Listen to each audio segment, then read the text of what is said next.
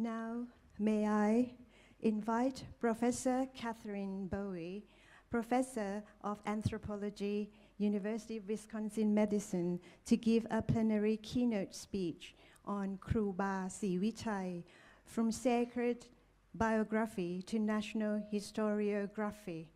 Please welcome Professor Katherine Bowie.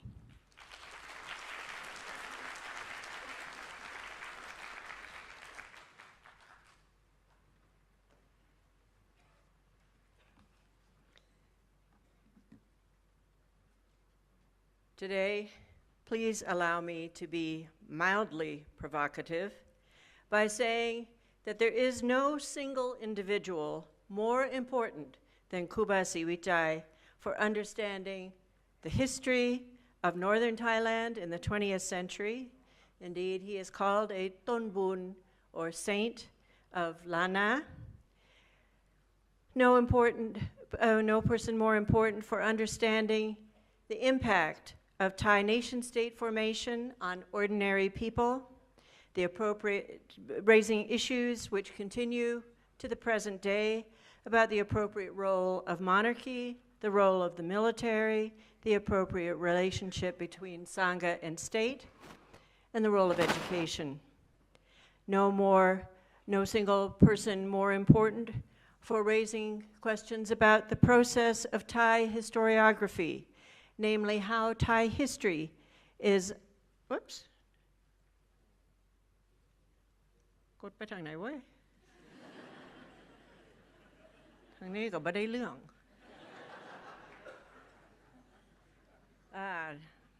ไปทางนี้ Okay. The process of Thai historiography, namely how Thai history is either remembered or forgotten, and how key dates are recorded. I also hope that even though my talk is focused on Khruba Srivichai, you will see ways in which his life intersects with many of the topics that you will be presenting at this conference, be they papers on history, politics, religion, architecture. I saw one on cement. I happen to be really into cement these days. Economics, education, language, or cultural change.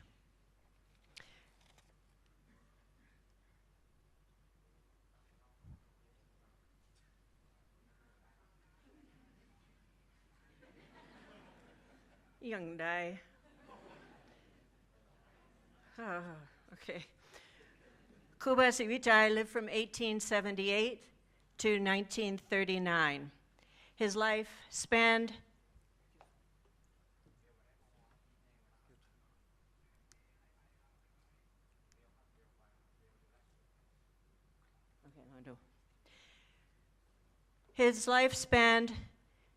the periods of both absolute monarchy and constitutional monarchy. He experienced temple arrests in both periods, culminating in investigations in Bangkok in 1920 and 1935 through 36. Despite its obvious drama, little attention has been paid to the second investigation, which involved literally hundreds of monks being disrobed, fleeing, and jailed. Among them, this is Khruba Wong being disrobed, the temple mural painting. So there he is, disrobed.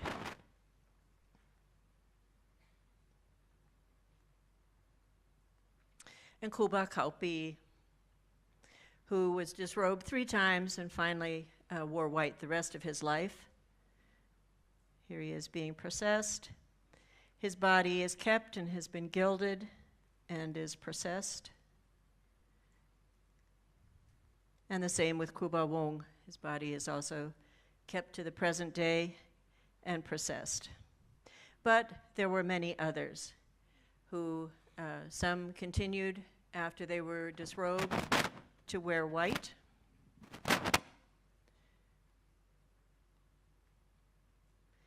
Some fled to the hills until they felt it was safe to return after a couple of years.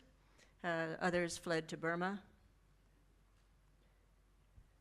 Wow, we're going to die because I have 200 images. And others disrobed and became just ordinary villagers. So this is the abbot at Wat Nam Boluang in Sampatong. And his uncle was one of the ones who was forced to disrobe. He refused initially and then was summoned by the Jaukanat Jangwat in Tongyu in Chiang Mai. And he described how his uncle, who was the abbot, and the various monks and novices they marched in procession into Chiang Mai, and then the relatives asked if they would be allowed to keep the robes after they disrobed in order to be able to pay respects to them. And the Jaukanat Jangwat denied that, took the robes, and wrote the name of the abbot on it and hung it over the walls at Wat Tongyu so that everybody could see that this monk had also been disrobed. They then returned home with the monks wearing white and the relatives in tears. So now I want to turn to the historiography of how Khruba Srivichai is being remembered today. There are thousands of people that go to his shrine at the foot of the road going up to Wat Patat Doi Suteb, asking for children, asking to pass exams, asking for jobs, any number of things. Some are asking for political dreams, any number of things that people will pray for at this shrine. His statue is showing up all over town. Temples that had nothing to do with Srivichai have altars and images of him. Wait. That was a picture of just in a local store, pictures that you can buy that are for sale of Srivichai, calendars, keeps people safe in cars. There are all kinds of monks that lay claim to being part of his lineage, wearing his amulet. There are these enormous statues being erected. This is at Wat Doi Ti in Ampu Muang, Lamphun, just to give you a sense of how enormous it is. This is in Huang Papao, Chiang Mai. And here's a newer one with Khruba Kaupi and Khruba Wong. Now they're starting to celebrate his birthday on the 11th of June. So widely known, but people have different levels of knowledge. So there's some people that will say, yes, he built lots of temples, like over 100 temples. In Chiang Mai, something on the order of 50, Chiang Rai, Payao, something on the order of 20, Lampang over 20, and Ajahn Pensupa and her group can tell you that actually the number is not really known. There seem to be even more. But it was all over throughout the north. And these included famous temples like Wapasing, Wat Sundog, Wat Patat Doi Suteb. And he's well known, lots of people will know him for the road that he built going up Doi Suteb to the temple at the top. These are famous pictures that most people in Chiang Mai will have seen. And if you're a red shirt, you may also have special feelings about Khruba Srivichai that sort of got popularized through the voice of Thaksin. He's on the cover of the January 2010 issue, a special story about him in the February 2010 issue. Candidates for Pakpugatai, before they registered for the election, went to pay their respects at the shrine. Here in Chiang Mai, Yingluck Shinawat, before she started her campaign, she began it at the shrine and ended it at the shrine. And then people protesting the coup thought that was a logical site to gather. And before one starts to think, oh, Khruba Srivichai is just part of a northern movement, as I was preparing this talk, I was Googling away and I came across this. This is Khruba Jau Apichai Kaupi, in other words, Kaupi, Khruba Kaupi. So a monument built to honor his achievements and sacrifices in the reunification of Thailand. So I need to go there and find out how the logic there is. He's generally sort of remembered as a magical monk with particular powers, sort of part of a broader pantheon of monks, known for having powerful amulets, made possible because of his strict discipline in following the Vinaya and meditation, his food habits, being a vegetarian, eating only once a day, all of which contribute to having magical powers. So Khruba Srivichai was apparently able to float in the air. He didn't get wet in the rain. He could see into the future, see into the past, etc. These are powers of a lot of the bodhisattvas or saints around the world. But when we think about it, it's also interesting, we start thinking about him as a saint, to think about how saints elsewhere are portrayed. And saints can also be sages with tremendous insight into religious texts, etc. But that's not one of the associations with Khruba Srivichai, even though he was abbot at Wapasing for 13 years. This is going to drive us all crazy. He wrote Bailan at this very chair, and yet nobody seems to be particularly interested in understanding what his teachings were. What was his philosophy? What did he write about? Why isn't this also important? One of the texts he may have written. Christian saints tend to be martyrs, people who suffered for their beliefs, imprisoned, tortured, even executed. And Khruba Srivichai certainly was detained under temple arrest enough times. This is a wood carving of the detention at Pathadhari Punchai in Lamphun. So when people do know something about his detentions, they tend to focus on the first detention. And the prevailing explanations are all Sangha-based. So he must have had some kind of a conflict with the local level monk, the Jokanat Kwang of Ampuli. There was jealousy. Other people say, well, no, the conflict was actually with the Sangha at the national level, seeking to impose the 1902 Sangha Act, Ra Sa Nung Song Nung, which should not be confused with Ra Sa Nung Nung Song, Dio Che Yung. So this act was to incorporate northern monks into the administrative hierarchy, so the argument goes. And then there are other people that just say, Khruba Srivichai was just an ignorant village monk. He didn't know all these fancy regulations. It was just a simple misunderstanding. He didn't know that he wasn't supposed to be ordaining people. Problem with this argument are threefold.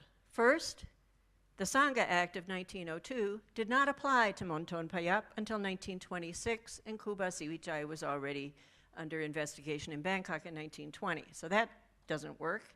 And if anybody had bothered to read the Sangha Act, it doesn't mention anything about ordination. Another minor problem.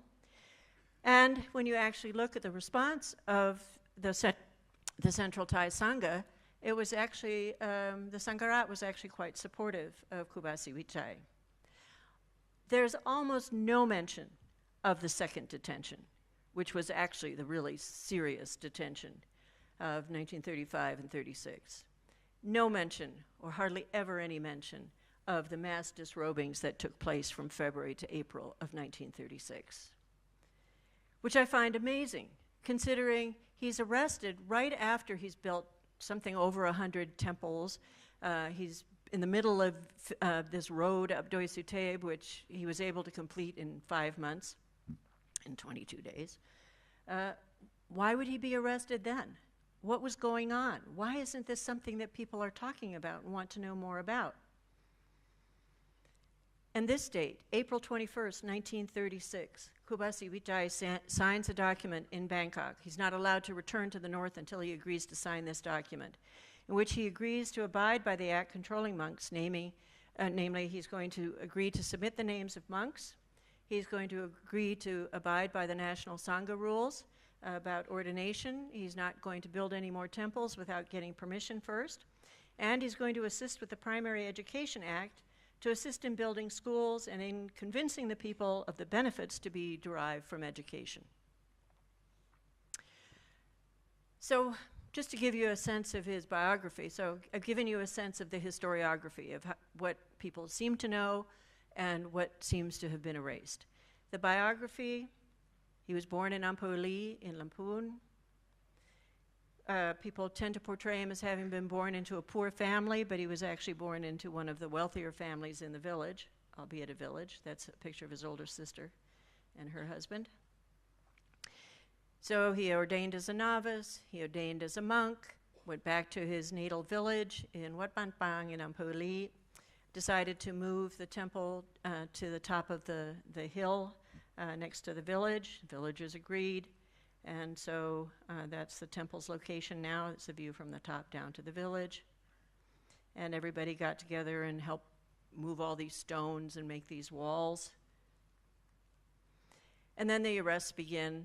He's first detained at Wat Li Luang, and there's a debate about the date. Some people say it was 1908, 1910. I think it was about 1915 for a variety of reasons I won't go into right now. You're so glad. This is the Jaukanat Quang Li. And then there were various times that he's detained at Wat Patat Haripunchai, once for as long as a year.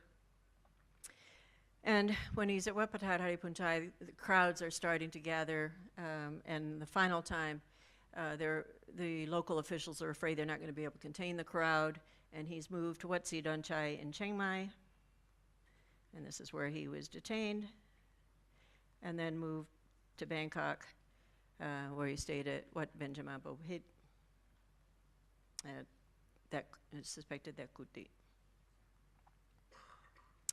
He then comes back from Bangkok, becomes abbot at Wat Pasing, and this is when he starts the building phase. So he's all over the north building, and some people are contributing money, and others are contributing rocks and stones.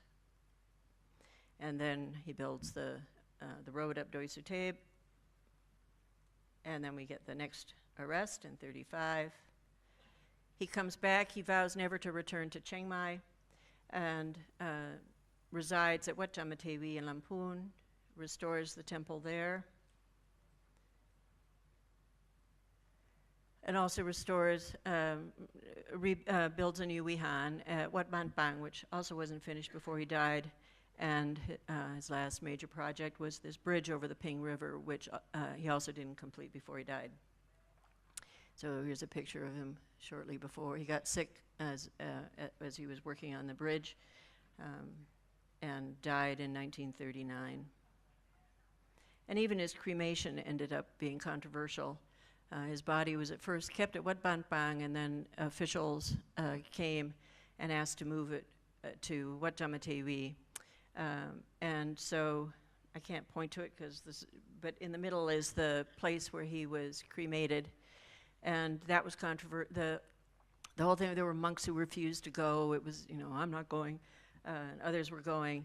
But in the end, there were thousands and thousands of people who came to his cremation. And people said that after the cremation, there were so many people trying to get his ashes that they ended up digging a hole a meter deep. So let's look at some of the things that are absent in this historiography of Khruba Srivichai, and look at the political factors behind the arrests in 1920 and 1935 to 36. So he faced 8 charges in 1920. They're ordaining without permission, failing to obey superior monks, failed to attend meetings to inform monks about new regulations, failed to decorate the temple for Rama VI's coronation or anniversary of the coronation. The other monks were copying him. Failed to assist civil officials in charge of registers of population, registers of monks. Failed to attend Ampur meetings of abbots, and the other monks were copying him. And the rumor that he had Indra's magical sword, the Sigantai sword of social justice, and also makes rain.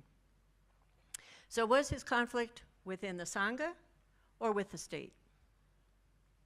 The Sangha verdict was very mild. They found that he was only guilty of the first charge, and he'd already been punished for that, so enough already.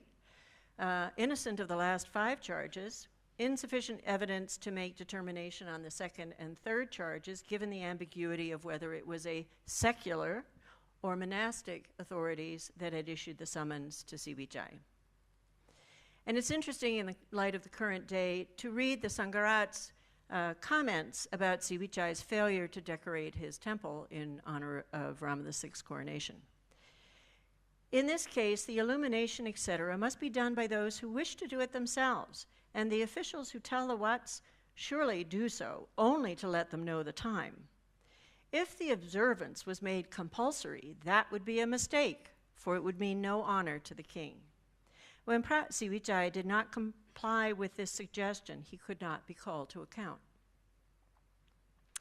And the Sangharat then gave him money for his return trip, to pay for the train trip back to Lamphun, and everywhere he went, there were thousands of people waiting to make offerings to him. So if the conflict was actually not within the Sangha, then what was going on with the state? Well, I would suggest there were two things that were relevant at this point. One is the Military Conscription Act of 1905, which did apply to Monton Payap in 1913. And the second was the Ordination Act of 1913, and I'm not sure when it actually was applied in the North, but I suspect probably right away.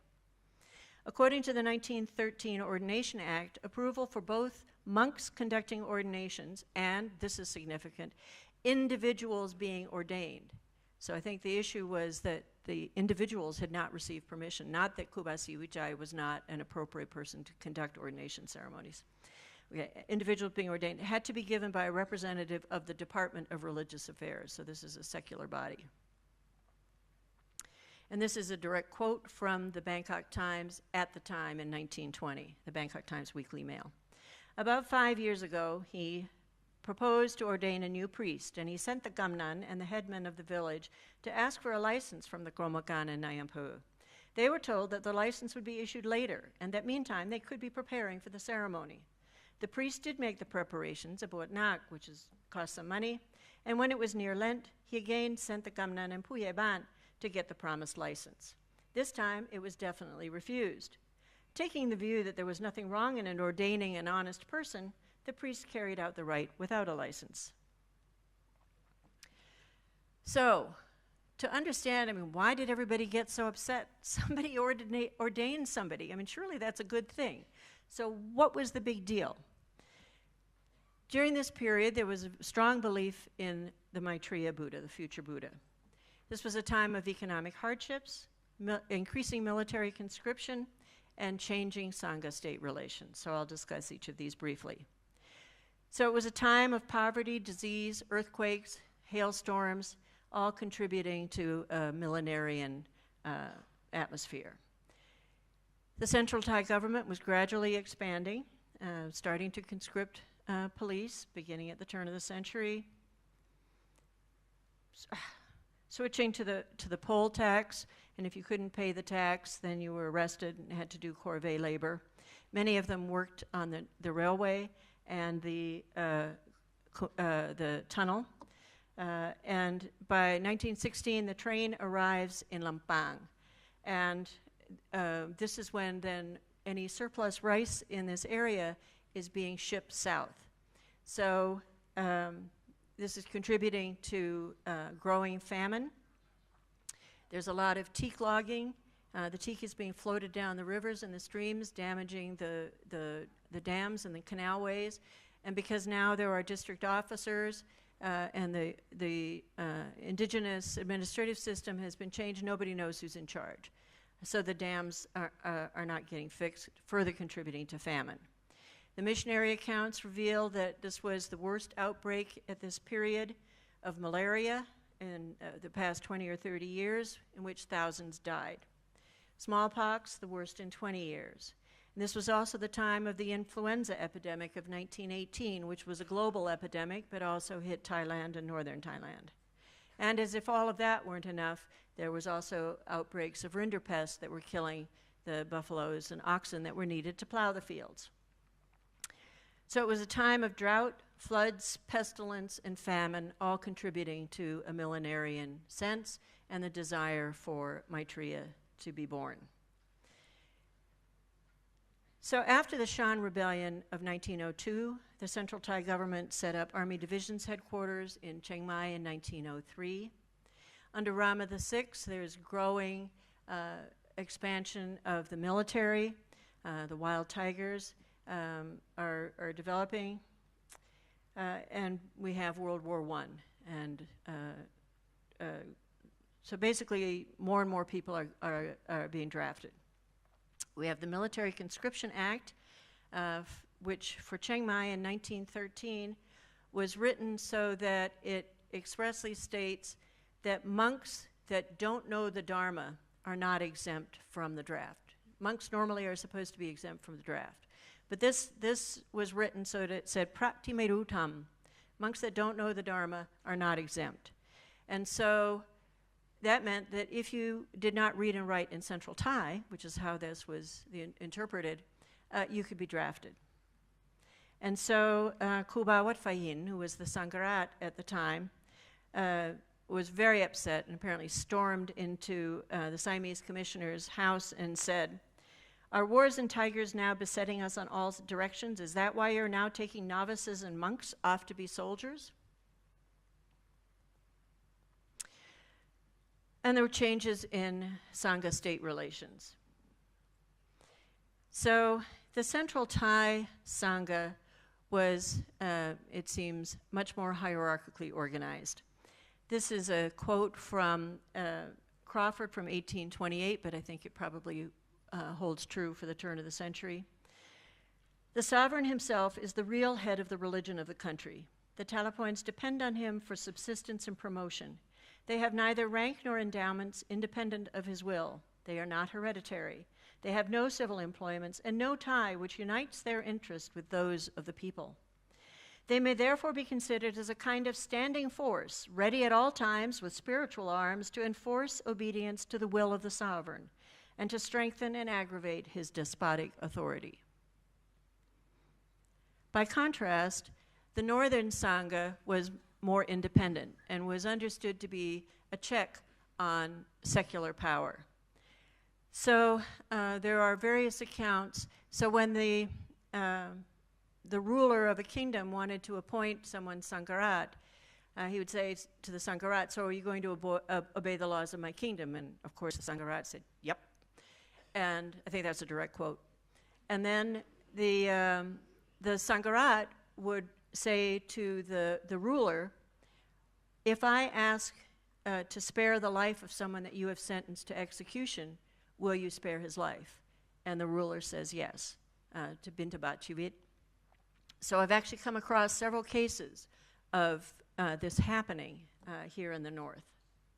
And another key point is that villagers chose the person that they wanted to ordain their sons. So all of that then gives you a sense of what was going on in that decade before Srivichai is investigated in Bangkok in 1920, and why the population as a whole were looking for somebody that carried Indra's Srivichai sword. So what was going on behind the second arrest, about which even less has been known, and I'm actually still in the middle of trying to figure this all out, and I know that some of you have expertise in this period, and I'll be very interested in hearing what your ideas might be. So one explanation would be some religious factors. So parents choose their ordainers. The way they Northerners did their altar, it's not different levels. It's historically flat, and the images are not the Buddha and his two disciples, but are rather all Buddhas, and very often 5. Inside they have organs, particularly the heart, and so Northerners tell me that Central Thai Buddhas are Jitwang. They don't have hearts. I think that has multiple meanings, and I'll be interested for people that are Central Thais to tell me if this is true. Northerners were appalled at the idea that commoners would keep their ashes anywhere near a temple, that even Khruba Srivichai died outside the temple because he didn't want to pollute the sacred space. And a strong belief in the Maitreya Buddha. So the 5 Buddhas, Gautama being the 4th, and Maitreya there in the middle, being the coming Buddha. But those differences don't strike me as earth-shattering that you need to arrest a famous monk and disrobe hundreds of other monks. Okay, there were artistic factors. A lot of people might have thought that Khruba Srivichai did old, traditional, maintained the old customs. Well, actually, he was quite a modern builder. Now you know why I'm interested in cement. He did reinforced metal with cement. And so there were some people who thought his buildings were ugly because you could still see the rods in the windows. He built these huge, enormous constructions because cement allowed that. So this is Wapachao Ton Luang in Payao, and you can see from how small the people are just how enormous that is. And this is in Merim, the sleeping Buddha, Wat Panon. And he seemed to like this kind of gaudy colored glass. So perhaps some people thought this was garish. And this is the ceiling in Wat Ban Bang, which they're still waiting for someone to offer to complete, by the way. So there were differences that were forming between the monks who were supporting Srivichai and those who were starting to work with Bangkok. The ones that were with Srivichai had separate ordination cards, apparently, with the stamp of the tiger, because Srivichai was born in the year of the tiger. And this is the person on the, let's see, what is that? On the right is the Jaukanat Jangwat of Wat Tong Yu in Chiang Mai that was doing the disrobing. So that you can, that's kind of a scary group of monks, I would say. There he is. But the artistic factors, the religious factors, don't really seem to be an explanation that's sufficiently compelling. So what was going on politically and economically? Well, there's the World Depression, 1929 through 39. 1932, we have the transition to constitutional monarchy. It seems to me that the Kanarat, the group involved in the 1932 coup, didn't have very strong connections with the North. So I'll be interested to see if people agree. Payapahun did come to the North, brought a copy of the Constitution, and it appears that he did meet with Srivichai. It's my understanding that that's supposed to be him in this picture. And here is Srivichai with a fan from the Kanarat. So there were some contacts. After the elections in 1933, we know that Srivichai had very close working relationship with Luang Sipakat, who was the Chiang Mai MP. But I suspect that from the view of Bangkok and the Kanarat, they saw Srivichai as more closely aligned with the northern aristocracy and the aristocracy in Bangkok. King Rama VII and Queen Rampai Barni came to Wat Pa Sing in 1927 and met Khruba Srivichai then.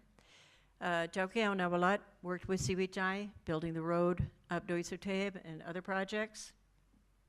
Chao Dalarasamy had died, so I'm trying to figure out, 1935, what was going on. So Chao Dalarasamy, who could have possibly played a mediating role, had died, but on the other hand, she didn't like Khruba Srivichai's aesthetic sense. She thought his designs for Wat Sundok were disgusting, and wrote to that effect. She didn't say the word disgusting. I'm putting words in her mouth. And then there's the Boworadet Rebellion of October 1933. And Chao Boworadet himself was the Uparat for northern Thailand, was the one who was involved in sending Srivichai to Bangkok in 1920, and he was married to a northern Chao. So what was his role in all of this? The suspicions, the attitude that the Kanarat would have had towards Boworadet.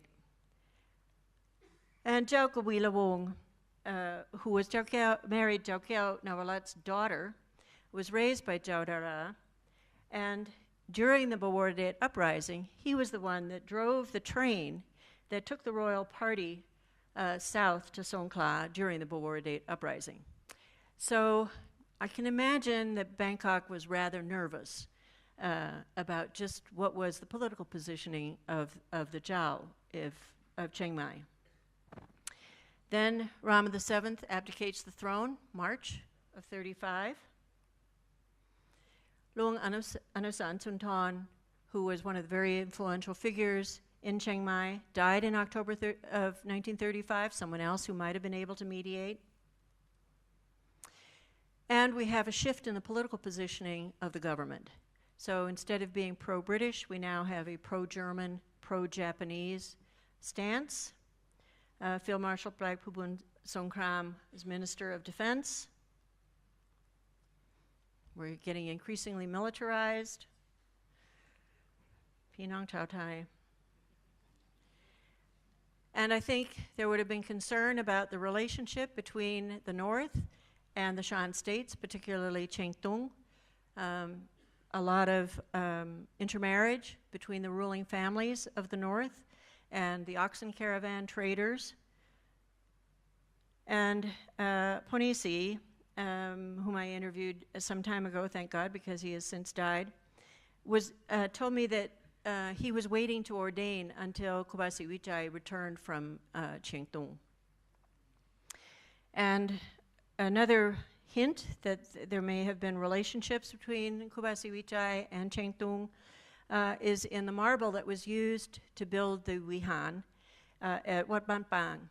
So marble would come from the Mandalay Shan State area and was delivered by oxen caravan. So one can imagine that Bangkok was really wondering what this man born in the year of the tiger, how he was positioning himself vis-a-vis these global powers and shifts. When you consider that in order to build the road up Wat Pathat Doi Suthep, Khruba Srivichai had built an incredible network of monks and followers all throughout the north. These are just some of the people that we've interviewed. This is together with Anthony Irwin, who's sitting over there. He had me riding on the back of his motorcycle. Thank God I survived. These just are some of the people who worked with Srivichai in Chiang Mai province. He had a vast inter-ethnic following, Karen, Yang, Shan, Chinese elites. Many of these would have been British subjects, extraterritorial privileges, many of whom may also have been pro-British. So there was the Shan Rebellion in 1902. That was here in the north. The Bombay, Borneo, and other logging companies had a lot of Shan Burmese workers with extraterritorial privileges. Growing anti-Chinese sentiment. Luang Anasan, Suthorn, and many others were Chinese heritage. They were close, strong supporters of Khruba Srivichai. This Luang Anasan used this to bring food to Khruba Srivichai while he was at Wat Si Don Chai in Chiang Mai. And Chek Ngo provided the car, which is in the museum at Wat Ban Pang now. And these are some of the people that I interviewed. Her stepfather was Chinese, one of the people who poured cement that Khruba Srivichai hired for pouring cement. Wei Tong Kam, who's the daughter of Chek Lim, who built the Wihan and the Prasad for Khruba Srivichai's body at Wat Ban Pang. This is also the time of the Shan Rebellion in Burma, 1930-32. More than 1,000 rebels killed, another 9,000 surrendered or captured. So Bangkok would have been watching that. So it's a time of increasing militarization, cultural nationalism, fear of British subjects, desire to reclaim the lost territories, and a fear of revolts. So I've summarized some of the key moments. And so we have a press now for cultural homogenization, wearing appropriate Thai dress, and we have the Education Act of 1935, which was strengthening the pre-existing Education Act of 1921 that wasn't really enforced very much, that all children between ages of 8 and 15 must be enrolled in school. So we have increasing cultural conflict over language and religion. People want to go to the temple in order to learn the sacred script in Kamuang, and they don't want to go to school in order to learn Central Thai. And this particular fellow, his father was imprisoned for 5 nights until this individual agreed to go to a Central Thai school rather than to the temple school. So it gives some idea of how harsh the pressure was at that point. And this fellow went around to various temples collecting the palm leaf manuscripts because he was worried that they were being destroyed and burned. And so he has them nicely collected in his house. And here's a graph showing, which I can't point to, but if you look at the period in the 1930s, you can see a dramatic rise in the number of kids that are going to school. It gives you a sense of the pressure that was being placed on villagers to send their children to schools teaching Central Thai. So, concluding remarks.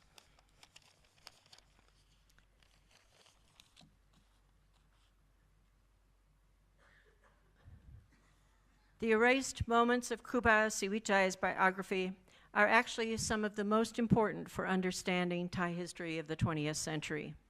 The mass disrobings of monks and novices determined to protect the Northern Thai Sangha against militarization and secular education must have created vast discontent.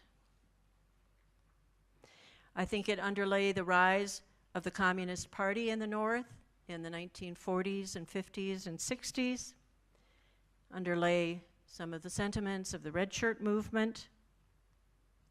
And I think the date of April 21st, most people when they write the history of the process of nation-state formation in Thailand will say the North was integrated into Thailand at the turn of the 20th century.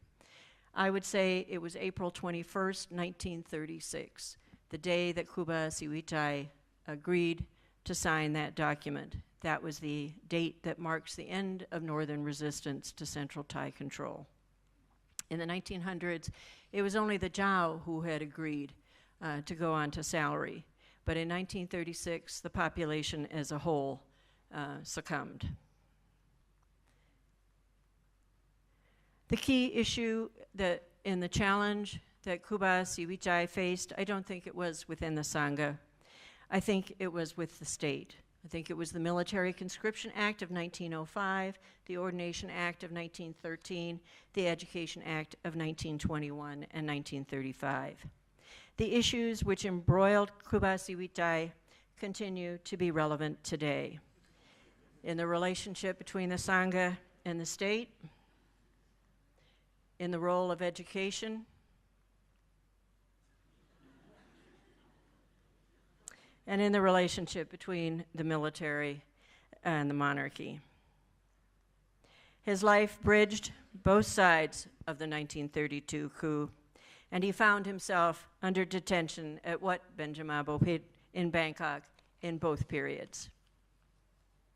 I hope my talk today helps to place Khruba Srivichai in more than just a pantheon of monks with magical powers. To do less is to do an injustice to his biography and the complex challenges he faced both before and after 1932. He deserves full recognition for his role in Thai history. In effect, his biography is a historiographical challenge to us for how we write history and engage complexities, both moral and political. Thank you.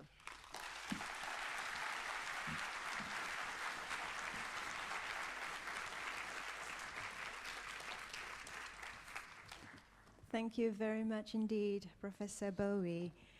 To record this memorable experience, before we end this session, may I invite the following persons on stage for the group photographs taken. So please, Professor Emeritus Awut Sri Sukri, Associate Professor Rom Jiranukrom, Dr. Shayan Watana Puti, Professor, once again, Professor Katherine Bowie, Professor Michael Hersfeld, Harvard University, the keynote speaker also. Professor Duncan McCargo, University of Leeds, please. And last, all Chiang Mai University administrators and executives. The deans, the vice president, please.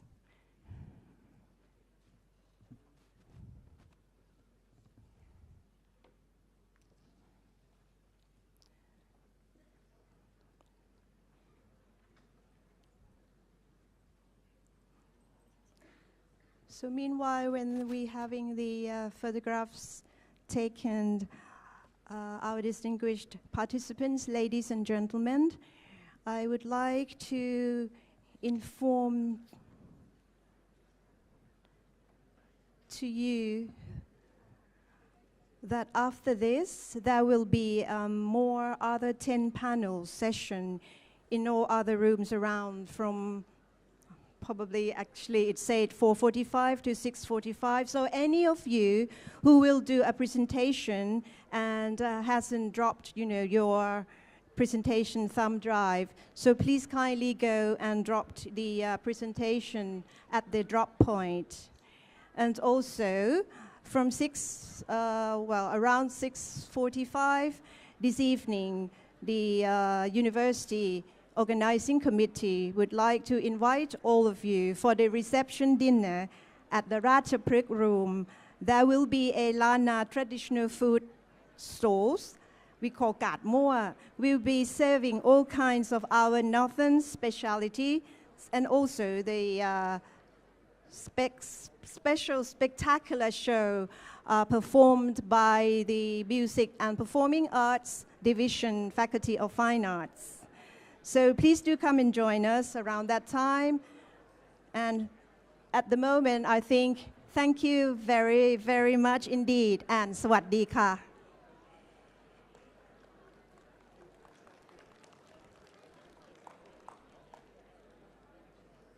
Thank you very much indeed.